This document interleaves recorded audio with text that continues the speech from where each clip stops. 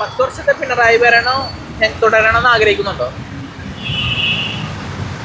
അല്ല, തുടരണ്ട എന്നും എനിക്കില്ല. തുടരണം എന്നാണെങ്കിൽ കുറച്ചും കൂടി ബെറ്റർ ആക്കാം പല കാര്യങ്ങളും. പിന്നെ അവർ ഇത്രയും നാളായിട്ട് ചെയ്തുകൊണ്ട് വരുമല്ലോ പല കാര്യങ്ങളും. അപ്പോൾ ആ കാര്യങ്ങൾ കുറച്ചും കൂടി ഒരു പൂർത്തീകരണത്തിലേക്കൊക്കെ എത്തിക്കാൻ പറ്റും ഇനി തുടർന്നാൽ. കാരണം നമ്മളൊരു കാര്യം ചെയ്തു വെച്ചൊരു കാര്യം നമ്മൾ തന്നെ പൂർത്തീകരിക്കുന്നതാണ്. കുറേ പദ്ധതികളൊക്കെ ഇനി പൂർത്തീകരിക്കാൻ പറ്റും. കുറേയൊക്കെ പൂർത്തീകരിച്ചു, ഇനി കുറേ കാര്യങ്ങൾ പൂർത്തീകരിക്കാനുണ്ട്. അപ്പോൾ അവർ തന്നെ തുടരുകയാണെങ്കിൽ അങ്ങനെ ഒരു പൂർത്തീകരണം സാധിക്കും. പിന്നെ ഇവർ വരുവാണെങ്കിൽ അവർ തുടങ്ങി വെച്ച ചില പദ്ധതികളൊക്കെ പൂർത്തീകരിക്കുമോ? ഇപ്പോൾ പെൻഷൻ പോലുള്ള കാര്യങ്ങളൊക്കെ ഇവരിനി കൊടുക്കുമോ? ഒന്നും അറിയില്ല. ഇവർ പറയുന്നത് ഖജനാവ് കാലിയാണെന്നൊക്കെയാണ് പറയുന്നത്. അപ്പോൾ അതുകൊണ്ട് ഇനി പെൻഷനൊക്കെ മുടക്കി കഴിയുമ്പോൾ ഇവർ പറയും ഞങ്ങൾ എന്ത് ചെയ്യാനാണ്, ഖജനാവ് കാലിയാണ്, അങ്ങനെയാണ് ഇങ്ങനെയാണെന്ന് ഇവർ എക്സ്ക്യൂസ് പറയും. മറ്റേ ഗവൺമെൻറ് അങ്ങനെയല്ല, എവിടെ നിന്നെങ്കിലൊക്കെ അഡ്ജസ്റ്റ് ചെയ്തായാലും എന്തെങ്കിലുമൊക്കെ കാര്യങ്ങൾ സംഭവിപ്പിക്കുന്നുണ്ട്.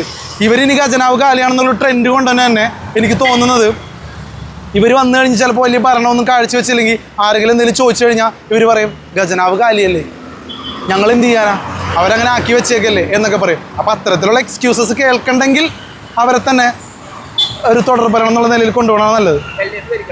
LDF കാരണം അവരിങ്ങനെ എക്സ്ക്യൂസസ് പറയില്ല. ഇപ്പോൾ പാർട്ടി സെക്രട്ടറി ആയിട്ടുള്ള ഗോവിന്ദൻ മാഷ് പറയുന്നുണ്ടായിരുന്നു, അതായത് പാവപ്പെട്ട എന്നുള്ളൊരു പദപ്രയോഗം തന്നെ ഞങ്ങൾ ഇല്ലാതാക്കും.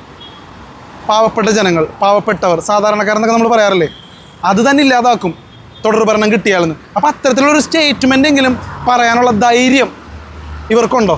നടക്കില്ല, അത് പിന്നത്തെ കാര്യം. പക്ഷേ ഈ പാവപ്പെട്ടവർ എന്നുള്ളൊരു കാര്യം തന്നെ ഞങ്ങൾ ഇല്ലാതാക്കും. അതാണ് ഈ ഗവൺമെൻറ്റിൻ്റെ ഒരു പ്രത്യേക ആശയം, അല്ലെങ്കിൽ അതാണ് മെയിനായിട്ടുള്ള ലക്ഷ്യം എന്നൊക്കെ പറയാനുള്ളൊരു ചങ്കുറപ്പ് ഈ പറയുന്ന UDF നേതാക്കൾക്കോ ഉണ്ടോ? അതാണ് എൻ്റെ ചോദ്യം.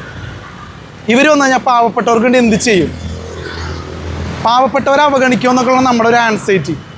അതായത് ഈ ഗവൺമെൻറ് UDF ഗവൺമെൻറ് വന്നു കഴിഞ്ഞാൽ പാവപ്പെട്ടവരെ അവഗണിക്കുമോ? അതാണ് നമ്മുടെ ഒരു ടെൻഷൻ. അപ്പോൾ ആ ടെൻഷൻ മാറ്റാൻ വേണ്ടിയിട്ട് എന്തെങ്കിലും ഒരു കാര്യം ഇവർ പറഞ്ഞാൽ കുറച്ചും കൂടി നന്നായിരിക്കും.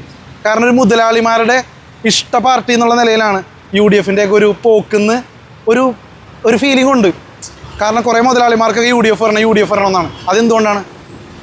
പക്ഷേ തൊഴിലാളികളോട്, സാധാരണക്കാരോട് ചോദിച്ചു കഴിഞ്ഞാൽ അവർക്ക് ഇപ്പോൾ ഇത്രയും ഭരിച്ചുകൊണ്ട് അവർക്കൊരു വിമുഖത ഉണ്ടെങ്കിൽ കൂടി അവർക്ക് UDF വരണം എന്നൊന്നുമില്ല. UDF വരണം എന്നുള്ള ആഗ്രഹങ്ങൾ സാധാരണക്കാരനില്ല, കുറവാണ്.